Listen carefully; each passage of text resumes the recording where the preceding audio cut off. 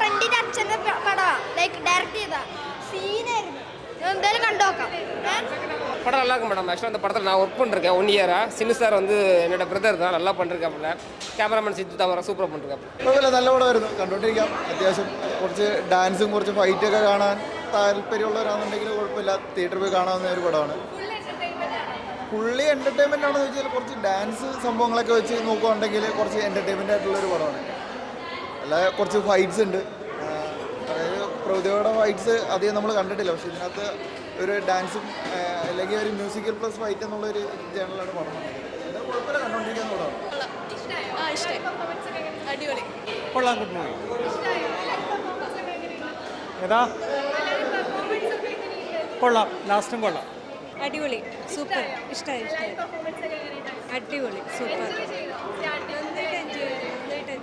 നല്ല പെർഫോമൻസ് ആയിരുന്നു.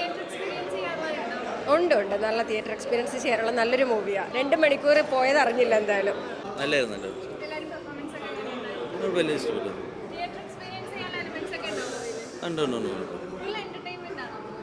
Entertainment mass, ഒരു മാസം മാസ്റ്ററുടെ ഒരു മാസ്, പിന്നെ ഫാൻസ്, അങ്ങനത്തെ ഒരു കുഴപ്പമില്ല. ലാസ്റ്റൊക്കെ ആയപ്പം നല്ല രീതിയിലായി.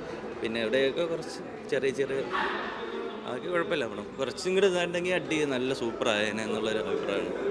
പിന്നെ സിൻചാട്ടിനെ അറിയാം. കൂടുതൽ എനിക്ക് തോന്നുന്ന മാസ്റ്ററുടെ ഫാൻസ് ആയിരിക്കും.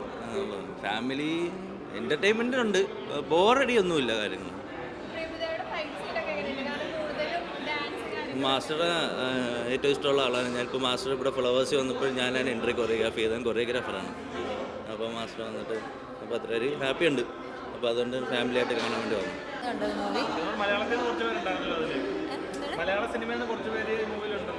എല്ലാവരും നല്ലതാണ്.